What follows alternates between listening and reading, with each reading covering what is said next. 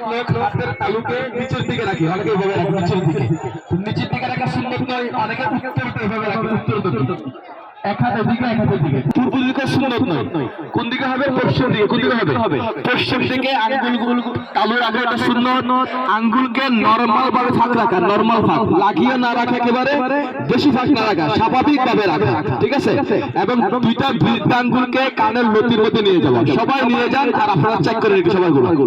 মাশাআল্লাহ মাশাআল্লাহ, জি একটু হ্যাঁ সুবহানাল্লাহ, জি মাশাআল্লাহ, হ্যাঁ জি দেখেন একটু দেখেন।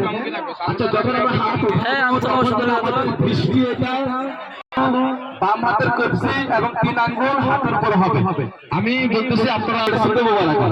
জি আল্লাহু আকবার, একটু হাত চেক করেন সবার গুলো। হ্যাঁ জি হাত বেঁধে দেন, হাত বেঁধে দেন, মাশাআল্লাহ হাত করেন। আল্লাহ জি তালুটা দিয়ে করতে বলবেন, তালু দিয়ে। আচ্ছা অনেক লোকের সমস্যা দেখা যায় নামাজে দাঁড়ালে বিভিন্ন খারাপ